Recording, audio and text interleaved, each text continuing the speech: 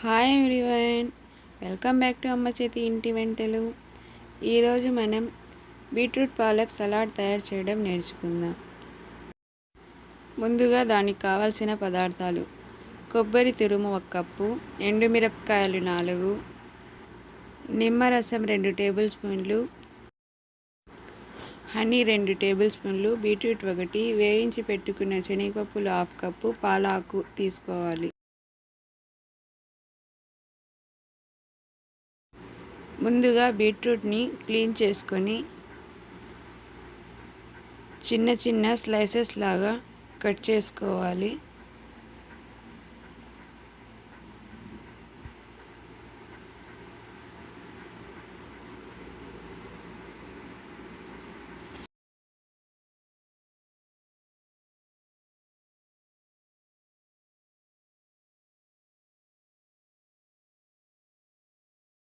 ఆ తర్వాత స్టవ్ మీద ఒక గిన్నె పెట్టి అందులో కొంచెం నీళ్లు వేసి బీట్రూట్ 10 నిమిషాల పాటు ఎక్స్ట్రా ప్యాన్లో వేసి స్టీమ్ చేసుకోవాలి.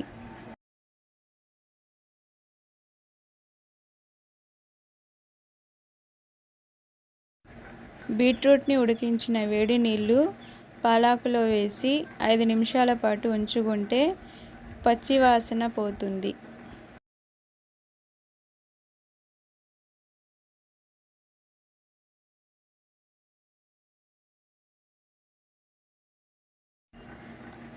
ఐదు నిమిషాల పాటు వేడి నీళ్ళలో ఉంచిన పాలాకును తీసి చిన్న చిన్న ముక్కలుగా కట్ చేసుకోవాలి.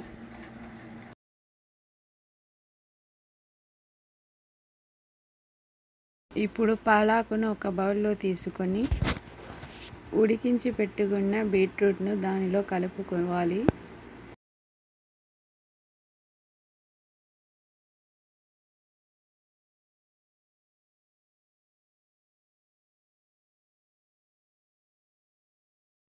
బాగా మిక్స్ చేసుకోవాలి.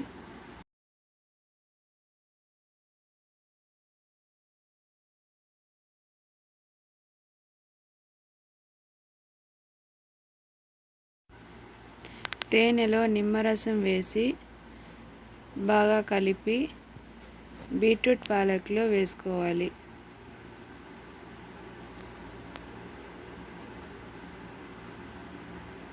తరువాత కొంచెం సాల్ట్ వేసుకోండి.